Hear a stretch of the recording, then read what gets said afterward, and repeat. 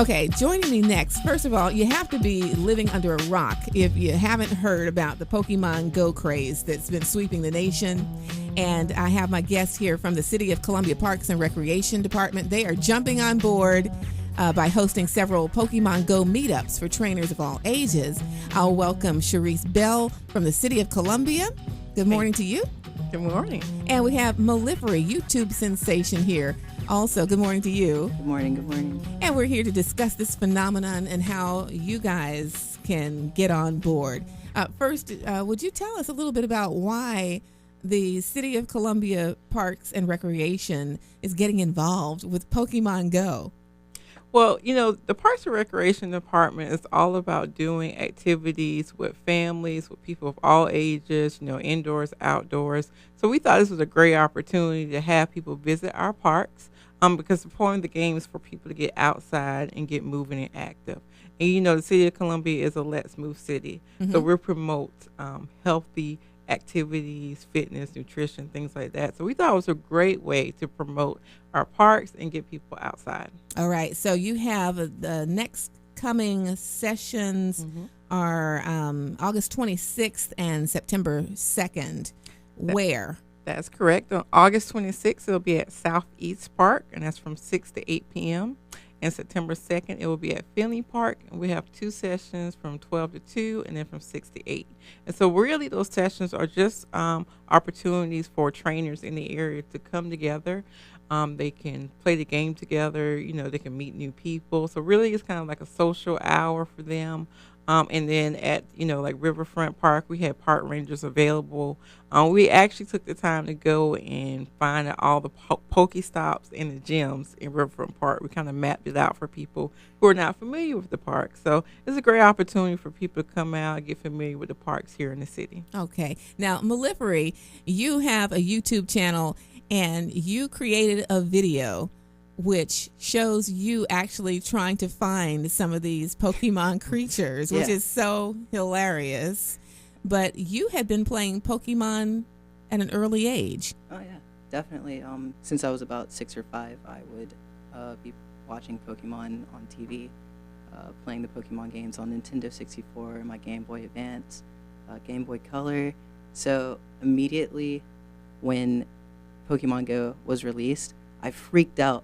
And I was in my house and I caught Charmander, and then it said you have to go outside to actually play the game. And I was just like, what? I have to go outside? I guess that's why it's called Pokemon GO. So, yeah, the game has been really influential in my life and a bunch of other people's life too. Whenever I go outside and I'm looking for Pokemon, you can really map out who is exactly playing the game itself. And I think that's one of the coolest thing about it, because you can just tell, and you can just say, "Hey, are you playing Pokemon GO?"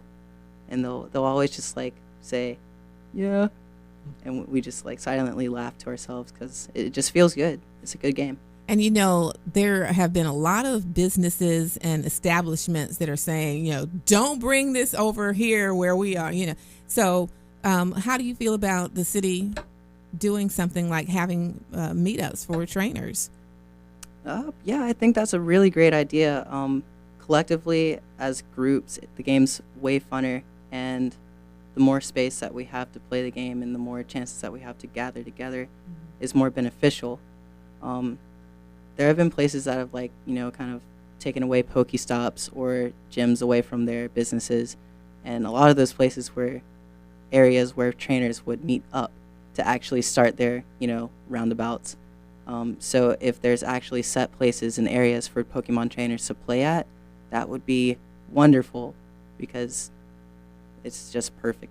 Yes, and actually it gives a controlled environment, and it's more safe that way. That's true, and that's what we want to encourage, and that's why we invite players to come to our parks, because, again, our parks are staffed with our park rangers who are there to help you guys, maneuver through the park and make sure you're safe. And we do want to have, fun and safe environment for all. I find it kind of interesting that this is not just for the young people. Now, you've got older people, moms and dads getting involved with Pokemon GO. That's true. We've seen entire families, I mean, from the kids and adults together out playing Pokemon Go in our park. So it's a great, game to bring the families together and to get outside. Okay. Yeah. And so, again, it is August 26th from 6 till 8. Where? Southeast Park. Okay. And do people have to register or sign up for this? No, you just come out, and again, it's free and open to the public. We invite everyone to come out and meet trainers across the city and, come out and have a great time. Okay. And then September 2nd at Finlay Park. Yes. And that's from 6 till 8. Yes, and 12 to 2. Oh, 12 to 2. Gotcha. All right. And I wanted to ask Melifiry, with your video, which is hilarious, he's actually going to so many places in the Midlands area, and just, walking down the street, I noticed you didn't even look.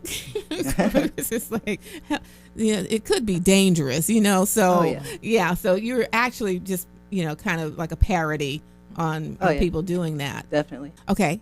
Can we watch a clip right now? Yeah, go ahead. All right. 20 years ago, Melifiry was Mama's baby boy. That boy had only one dream: becoming the world's greatest Pokemon trainer. Fueled by determination, and with the power of passion, ambition, and companionship from his friends, Melifiry has the potential to do what Mama said he could not do. Many obstacles stand in his way, but he won't stop until he's number one.